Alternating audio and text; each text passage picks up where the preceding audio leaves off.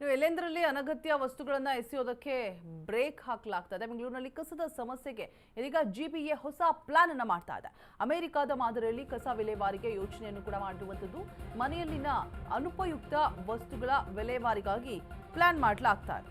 America ಮಾದರಿಯಲ್ಲಿ ಕಸ ವಿಲೇವಾರಿಗೆ ಯೋಜನೆಯನ್ನ ರೂಪಿಸುವಂತಹ ಸಿದ್ಧತೆ ಕೂಡ ಮಾಡಿಕೊಳ್ಳಲಾಗ್ತಾ ಇರುವಂಥದ್ದು. ಮುರಿದ ಕುರ್ಚಿ, ಹಳೆ ಟಿವಿ, ಹಾಸಿಗೆ, ದಿಂಬು, ಟೇಬಲ್ ಎಲ್ಲೆಂದರಲ್ಲಿ ಬಿಸಾಕೋ ಹಾಗಿಲ್ಲ.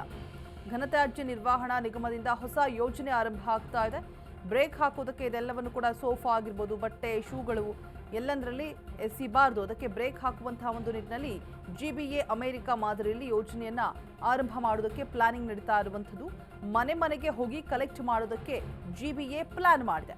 ಇನ್ನು ನವೆಂಬರ್ 1ರಿಂದ ಮೊಬೈಲ್ ಆ್ಯಪ್ ಮೂಲಕ ಈ ಪ್ಲಾನ್ ಅನ್ನ ಜಾರಿ ತರಲಾಗುತ್ತೆ ಅಂತ ಕೂಡ ಹೇಳಲಾಗ್ತಾ ಇದೆ. ಬೆಂಗಳೂರಿನಲ್ಲಿ ಬ್ಲಾಕ್ ಸ್ಪಾಟ್ಗಳಿಗೆ ಕಡಿವಾಣ ಹಾಕೋದಕ್ಕೆ ಇದೀಗ ಸಿದ್ಧತೆಯನ್ನ ಮಾಡಿಕೊಳ್ತಾ ಇರುವಂಥದ್ದು. ನವೆಂಬರ್ 1ರಿಂದ ಆಪ್ ಉದ್ಘಾಟಿಸಲಿದ್ದಾರೆ ಡಿಸಿಎಂ ಡಿಕೆ ಶಿವಕುಮಾರ್.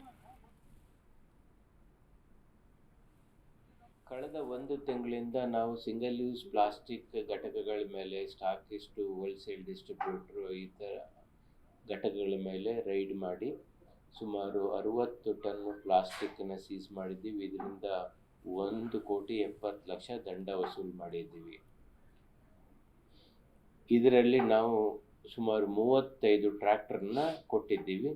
ಈ 35 ಟ್ರ್ಯಾಕ್ಟರ್ಗಳು ರಸ್ತೆ ಬದಿಯಲ್ಲಿ ಬಿದ್ದಿರ್ತಕ್ಕಂಥ ಸೋಫಾ, ಬೆಡ್ಡು, ಕಾಟು, ಕಮೋಡ್ಗಳನ್ನು ಸಂಗ್ರಹಿಸ್ತಾ ಇದ್ದೇವೆ. ಇದುವರೆಗೆ 1,000 ಮೆಟ್ರಿಕ್ ಟನ್ ಅಷ್ಟು ಇಂಥ ವಸ್ತುಗಳನ್ನು ನಾವು ಸಂಗ್ರಹಿಸಿದ್ದೇವೆ. ಮಾನ್ಯ ಉಪಮುಖ್ಯಮಂತ್ರಿಗಳು ನನಗೆ ಒಂದು ಸೂಚನೆಯನ್ನು ಕೊಟ್ಟಿದ್ದಾರೆ. ಏನಂತಂದರೆ, ಈ ಥರದ ಉಪಯೋಗಿಸದ ಸೋಫಾ ಆಗ್ಬೋದು, ಬೆಡ್ ಆಗ್ಬೋದು, ಕಾಟ್ ಆಗ್ಬೋದು, ಟೆಕ್ಸ್ಟೈಲು, ಸಿಂಕು, ಸ್ಲಿಪ್ಪರು, ಶೂ ಯಾವುದನ್ನು ಇದನ್ನು ಮನೆಯಿಂದ ಕಲೆಕ್ಟ್ ಮಾಡೋಕ್ಕೆ ಒಂದು ನಿರ್ದೇಶನವನ್ನು ಮಾನ್ಯ ಉಪಮುಖ್ಯಮಂತ್ರಿಗಳು ನೀಡಿದ್ದಾರೆ. ನಾವು ವಾರಕ್ಕೆ ಒಂದು ಸಾರಿ ಇಂಥ ವಸ್ತುಗಳನ್ನು ಪ್ರತಿ ಮನೆಯಿಂದ ಯಾರ ಮನೆಯಲ್ಲಿ ಈ ಥರ ಅನಗತ್ಯ ಯೂಸ್ ಮಾಡದೇ ಇರ್ತಕ್ಕಂಥ ಬಲ್ಕ್ ವೇಸ್ಟ್ ಇದೆ ಅದನ್ನು ಕಲೆಕ್ಟ್ ಮಾಡ್ತೀವಿ. ಅದಕ್ಕೆ ಈ ವಾರದಲ್ಲಿ ಮಾನ್ಯ ಉಪಮುಖ್ಯಮಂತ್ರಿಗಳಿಂದ ಆ್ಯಪನ್ನು ಇನಾಗ್ರೇಟ್ ಮಾಡಿಸ್ತೀವಿ.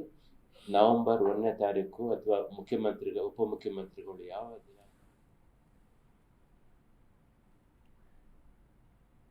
ಈ ಬಗ್ಗೆ ಹೆಚ್ಚಿನ ಡೀಟೇಲ್ಸ್ ಅನ್ನ ಕೊಡೋದಕ್ಕೆ ನಮ್ಮ ಪ್ರತಿನಿಧಿ ಮಹೇಶ್ ದೂರವಾಣಿ ಸಂಪರ್ಕದಲ್ಲಿ ಜಾಯಿನ್ ಆಗ್ತಾ ಇದ್ದಾರೆ. ಮಹೇಶ್, ನವೆಂಬರ್ 1ರಿಂದ ಹೊಸ ಆ್ಯಪ್ ಜಾರಿ ಆಗ್ತಾ ಇರುವಂಥದ್ದು. ಎಲ್ಲೆಂದರಲ್ಲಿ ಯಾವುದನ್ನು ಕೂಡ ಬಿಸಾಡೋ ಹಾಗಿಲ್ಲ. ಅಂದರೆ ಟಿವಿ ಆಗಿರ್ಬೋದು, ಓಲ್ಡ್ ಸೋಫಾಸ್ ಆಗಿರ್ಬೋದು, ಪ್ರತಿಯೊಂದನ್ನು ಕೂಡ.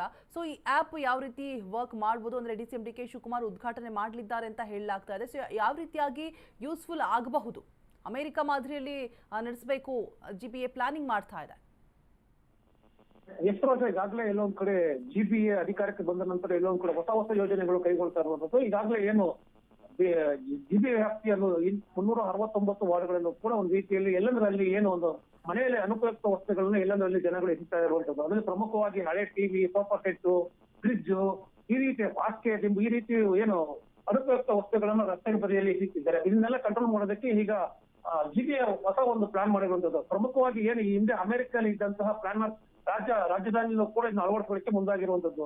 ಏನು ಈ ಅನುಪಯುಕ್ತ ವಸ್ತುಗಳನ್ನ ರಸ್ತೆ ಬದಿಯಲ್ಲಿ ಎಸಿತಾರೆ, ಅದ್ರ ಬದಲು ನಾವೇ ಒಂದು ಆ್ಯಪ್ ಓಪನ್ ಮಾಡ್ತಾ ಇದ್ದೀವಿ. ಜಿಬಿಎ ಅಂತ ಹೊಸ ಆ್ಯಪ್ ಬರುತ್ತೆ. ಆ್ಯಪ್ ಅಲ್ಲಿ ನೀವು ನಿಮ್ಮ ಮನೆ ವಿಳಾಸ, ಅದು ನಿಮ್ಮ ಮನೇಲಿ ಏನಿದೆ ಅಂತ ಒಂದು ಫೋಟೋ ಹೊಡೆದು ಆ್ಯಪ್ಗೆ ಒಂದು ಇದು ಮಾಡಿದ್ರೆ ಅಥವಾ ಒಂದು ಮಿಸ್ ಕಾಲ್ ಕೊಟ್ಟರು ಕೂಡ ನಾವೇ ನಿಮ್ಗೆ ಮಾಡಿ ನಿಮ್ಮ ಮನೇಲಿ ಅನುಪಯುಕ್ತ ವಸ್ತುಗಳನ್ನ ತಗೊಂಡು ಹೋಗ್ತೀವಿ ಅಂತ ಕೂಡ ಈಗಾಗಲೇ ಯೋಜನೆಗೆ ಚಾಲನೆ ಕೊಡ್ತಾ ಇರುವಂತದ್ದು.